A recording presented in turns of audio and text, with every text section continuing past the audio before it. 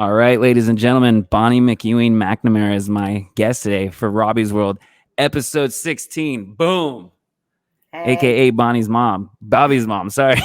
I did that when we were rehearsing also too, but Bonnie and Bobby are very similar also to Robby. But how are you, friend? I'm okay. And here. You figured out how to do all this? You had a friend help you? Do you want to shout out them? Yeah. Shout out to my friend Linda. She's all right, Linda. Thank you for making this possible. Yeah. This is a very important episode. This has been in the works for a while now. As far as like our connection, Robby's World, you're my first drummer, Drew McEwing's aunt.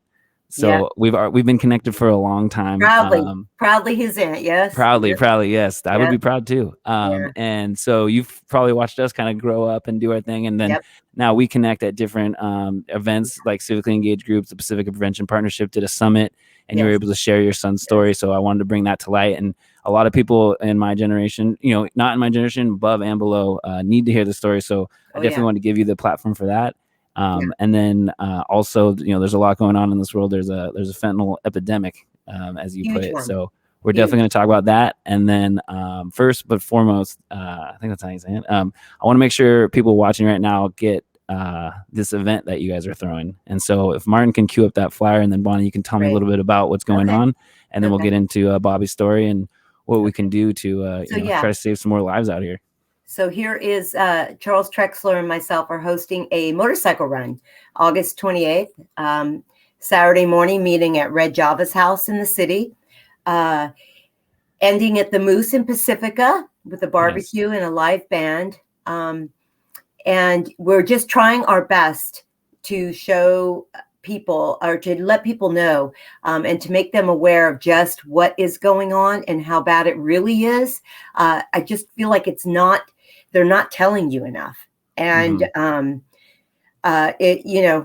like I said, Harley Davidsons kind of represent to me American, a freedom that Americans have. Nice. Yeah. So that's why you gotta have a ride. They're definitely loud. So I'm like, okay, what do we need? We need loud. And so I thought Harleys, and that's what where the concept came. Okay. Charles Trexler is a writer, and he happens to have personally lost somebody. Okay. And so we just hooked up. Okay. And yeah, Martin, if you can put up Charles' information, I want to make sure everyone knows, in order to RSVP for this ride, make sure you contact Charles at 650-922-5255. I don't know if Charles is a texter, but I'd probably text him and maybe call to follow up. And if you have any issues doing that, we can get a hold of Bonnie, or you can talk to me, but let's make this loud, and let's get some attention to this crazy issue. Okay. Cool.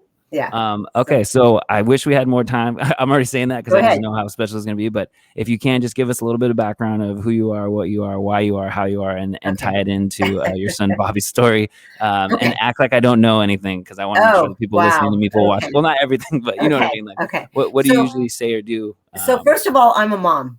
It's like that's my thing in life. It's just something. It's where my path led. I'm a mom, and I'm like most moms, which is their kids are pretty much their world. And that's how it's been for me. And so, it was no different with Bobby.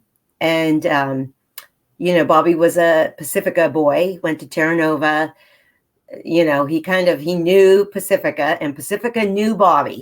And anyone who knows Bobby knows exactly what I'm talking about.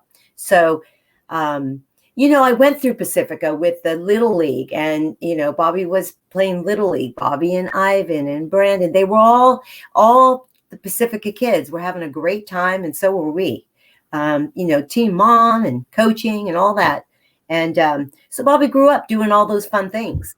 And he always had a lot of friends. He loved sports, and he was always a really happy guy. Bobby was a very happy person. And in Terra Nova, it was no different. He was one of the, kind of outgoing, very social guys. Didn't miss out on a life of the party. Yeah, didn't miss out on the party. Football, he played football. My house was kind of the hangout spot during high school for the kids to hang out. And I always hosted lots of cheerleaders, and and we were just always Bobby was always there and enjoying his friends. He loved his family. He loved his friends, and he loved girls. So, he was your kind of typical guy. And so it started from there. He graduated high school and he followed in his father's footsteps, and he became a painter in the union, and he became a journeyman painter. He worked for 7 years.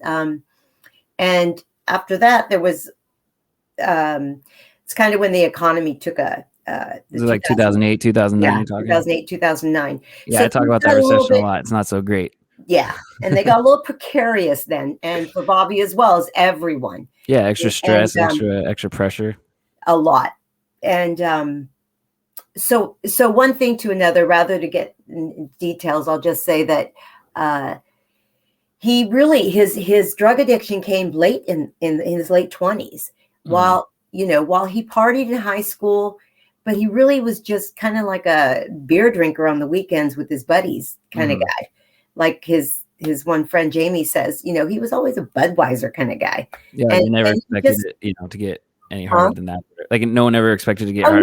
No. And I'm sure in school he must have dabbled. And I'm sure in his early 20s, him and his buddies, man, they spent the weekend having fun, but they were back to work on Monday, and that's that work hard, play hard life. Yeah, definitely.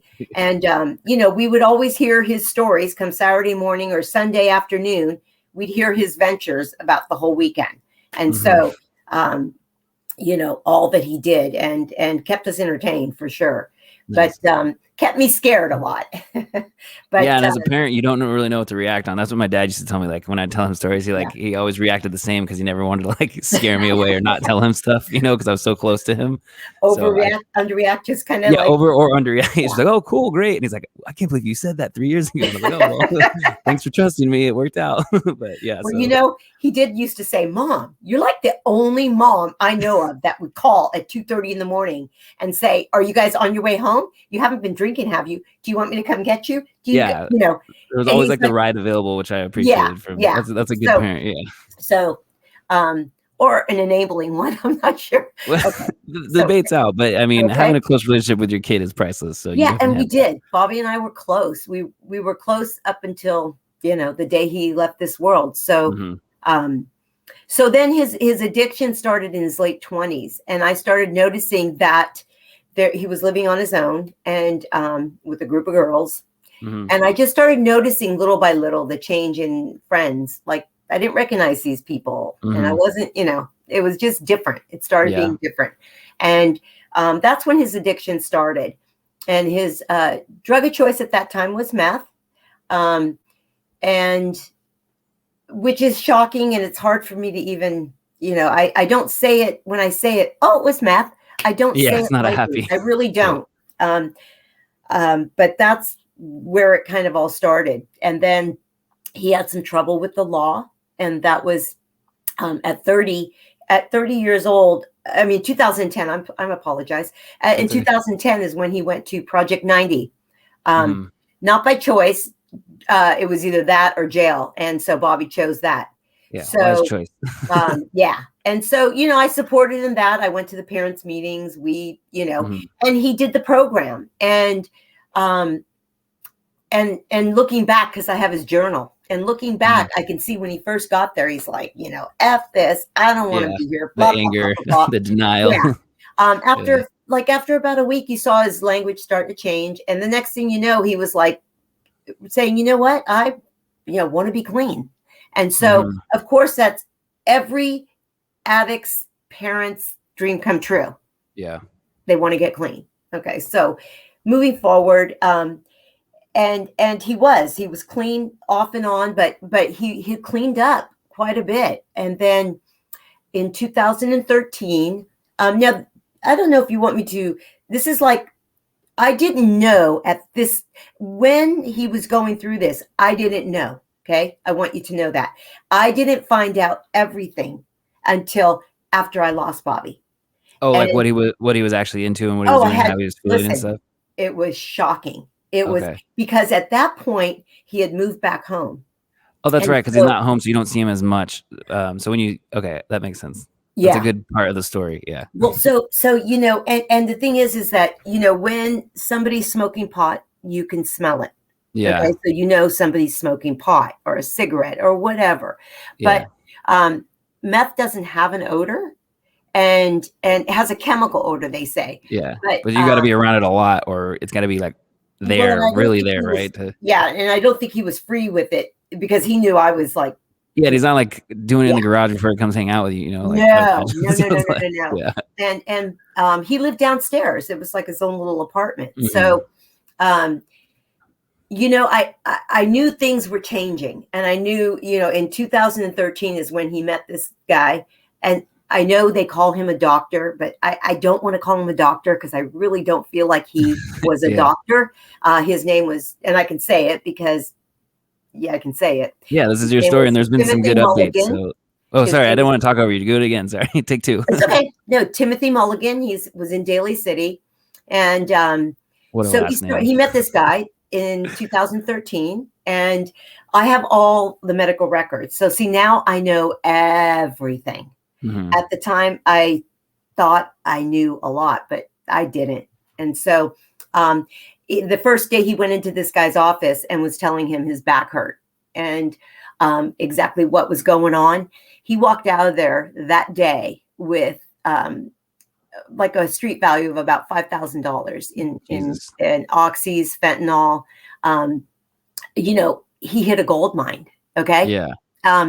And it's like sending a hungry kid to a candy store, really. And so, and I didn't know this at the time. I knew nothing of this. Okay. Mm-hmm. So going down the road a ways further, a couple of years into this, he started having breathing problems, and there were different, and Bobby had asthma. He had asthma since he was a little guy, but he played sports. That didn't stop him. So, and he really only used the inhaler when he was like sick or a cold or something. So, So when he started using a lot of inhalers, and I started getting concerned, and I'm thinking, what's going on here? And I didn't know what was going on is that he was using fentanyl, that this person, doctor, was prescribing him. And so he was using different drugs, and fentanyl was right in there. And what I didn't know until after I lost him was that fentanyl suppresses. You're not supposed to be prescribed fentanyl if you have breathing difficulties or asthma. So, looking at Bobby's records, I saw where he checked that he had asthma the first day he met this guy. Yeah, he still did it. This guy knew he had asthma. So when Bobby started having breathing problems, I, in my head, said, well, this must be from smoking meth. It's got to be. And I don't really want to get so graphic, but they smoke it on foil. And so I thought, oh, okay, so then the foil must be destroying. Something's wrong with his lungs, okay? So, and it didn't happen overnight. And so, finally it came to, like, let's just say a head. And we got into a really what year was this? So you took me from like 2008, 2009. When is it when it's like really when it got really bad was about 2015. It started getting bad. Okay. Because he didn't really start using until around, I would say, 2013 is when it became hardcore. So this was like 2015. Okay. While there were problems, he was gone a lot. And so he worked part-time. I didn't really know the seriousness of anything. Yeah, he's not underneath your roof, so you can't be on him. And he's like 30 something at this point too. So you're trying to give him his freedom and let him do his thing. And and if you know Bobby, you kind of nobody could really corral that guy in. So so one thing to another, I started in the last 2 years, I started noticing breathing problems. And of course, I was concerned. Of course, I was asking him. Yeah. Of course, I was saying, Bobby, still mom. Of course.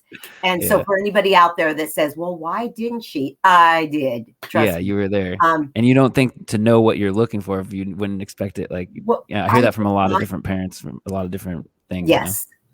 And to be honest with you, I would ask people, and I'm like, do research. And it's like, okay, something's not right. Something's wrong with his lungs.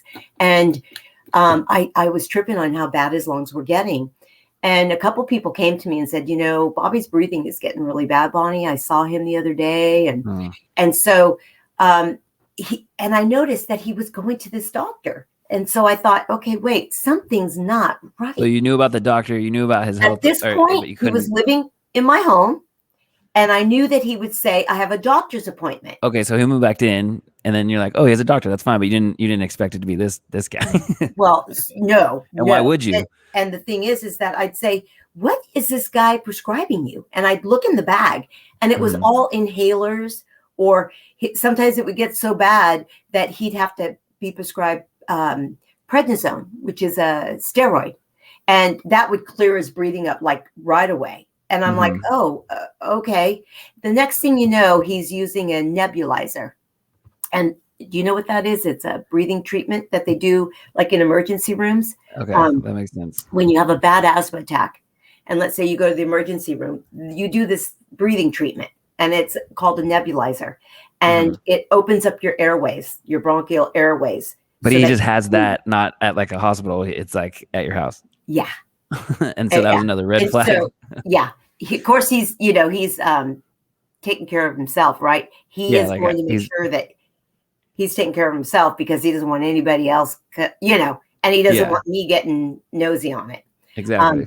So of course I was worried, and I felt like, honestly, Robby, I felt like all of my days were spent praying, crying, pleading, begging, arguing, worrying. That was my day every single day. Okay. And you didn't have the control that you could, or like there's nothing you can do at that point. No. And at one point I said, that's it. That's it. We got into an argument, and I said, you got to leave. That's like that sink or swim moment of an addict, and I had a guest on right before this, Pomey. I don't know if you know him, but he's a 20-year-old in recovery, and he's telling me, like, no matter how much you try to help, that person on the other end has to want to get better. And here we are. So, and you know how much parents hate hearing that? I mean, I know. I'm going through similar things with my little brothers, and I'm going through similar things with my dad. Not some addiction realms, but just the empty nesting, the raising an adult, and now the adult's talking equally to. I'm sure all these things we can talk about. Now I feel like I'm like a big brother adult to my little brother. So this is why I'm doing the show with all different types of guests. Wow. So we're coming up, kind of rounding second, heading into third. 9 minutes left. Is there anything you do to give Bobby's honor and share the rest of his story? And then I really want to talk about where we're at now and how we can move forward. So when it got bad, I kicked him out. He came back 9 months later, but he was gone 9 months. I thought, I'm going to try that tough love thing they all talk about. Yeah, that's probably so hard. But when he came back, he couldn't hardly breathe. In fact, I was up watching him breathe. I was so scared. So the last 3 months I felt like he was in hospice, to be honest with you. He would still go to that doctor, and he was coming home, and I'd look in the bag, and it was just like inhaler and this medicine for the nebulizer, everything to do with breathing. And so I'll go to that night. And so I was in bed, sound asleep. And it was March 17th, actually. I just went to the Moose. Wow. And St. I was Patrick's. at home. Yeah. And all of a sudden I heard his girlfriend scream that she screamed and ran in my room and said, Bobby's not breathing. And I jumped up, and I ran into the room, and I saw him standing at the window in his room trying to get air, but he was standing. So I screamed, call 911. In my head, Robby, in my split second thinking, I thought, now I've got him. He can't fight me anymore. This is it. We're going to change this shit. Yeah, I'm sorry. We're going to change this now. This is it. I'm done. This is it, Bobby. You're going to get better. Yeah. In that split second, that's what I thought. And he probably thought the same turned thing. and he looked at me, and he looked at me and he reached out his hands and he dropped. And that was it. He was gone. And so I started CPR. The medics were there in 4 minutes. They asked, is there any drug use? I screamed yes, but I don't know what, because I guess at that time they were giving him Narcan. I didn't even know about Narcan. So anyways, it was a good solid half hour them working. And so they took him to the hospital, and that gave me hope that they wanted him at the hospital. The doctor, because everything still didn't click. And in my head, I'm thinking, I don't care, hook him up to any machine you need to, but keep that boy alive. Yeah. We need to work this out. Mama's gonna get to work. Yeah, I'll get that boy talking. I'll get him. Don't worry. Just you keep him alive. That's your job. Yeah. But when I got to the hospital, they came out and told me he didn't make it. So sorry. So the family was already there, and so this is where I said I wish I had so much more time, but is there I mean, there's so much positive that you've learned and you've done after this. So you go around and you share the story, and now we're taking it to this level. But there was an update that you posted about the doctor recently. Can you tell the viewers about that, and then really tell me about how effed up fentanyl is and what we can do to help? Okay, so let me get there, because that's what it's really important right now. And so I took all the medical records 3 weeks after I lost him, and the medical examiner told me, your son's brain forgot to breathe. He died of an acute fentanyl overdose. Jesus. And I'm like, what the hell? That's why his breathing was so bad. I took everything I had. I got his medical records, and I went straight to the DA. And I just looked at him and I said, look, my son struggled with addiction. This is true. I'm not even trying to hide that. Yeah, you're not covering anything. But if he was out in the street buying some drugs from a drug dealer, and the cops come up, both of them would go to jail, right? Good point. Yeah. And I said, so this doctor, he needs to go to jail. So from that point on, it was on. Okay. That's what I'm going to tell you. And I spent this was 2013, 2014? No, he passed in 2017. 17. Okay. So it's still so fresh. He suffocated to death. I will tell you, that's what it was. And so the last year of his life was spent trying to get air. Really? Yeah, the brain was like, couldn't be like, yo. Yes. And okay, so what happened to this doctor? Well, Mr. Mulligan. Did he get a mulligan? Okay. Hopefully not. So the federal DEA came in and said, we want this case. We're taking it from the local district attorney. We're taking it to the federal level.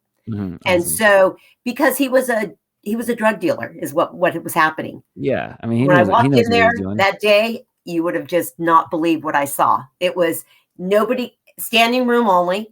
They didn't call you by your name. They called you by a number.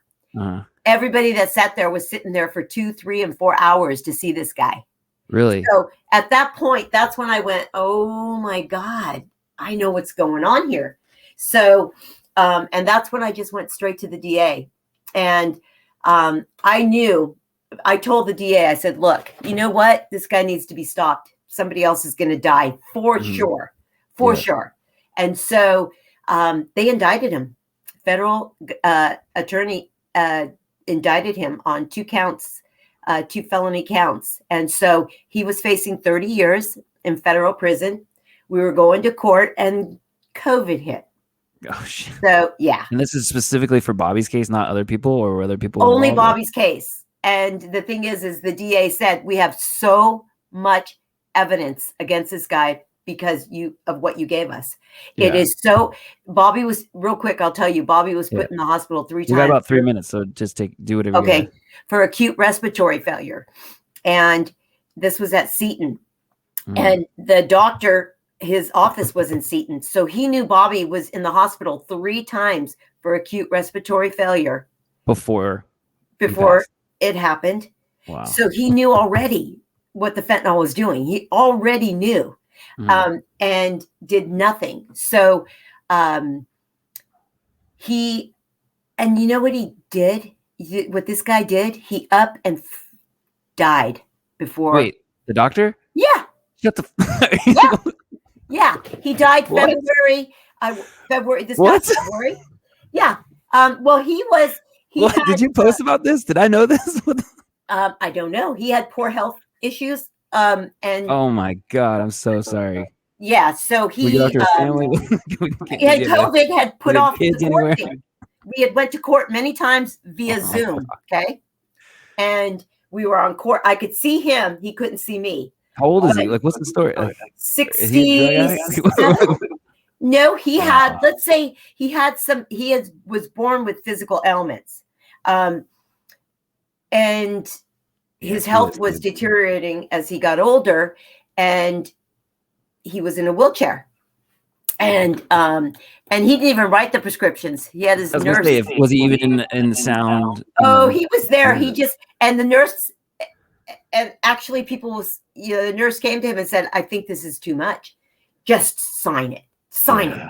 I hate that. I can't believe. So afterwards, I found out all this, right? So then, so basically he died before he had to serve his 30 years in prison.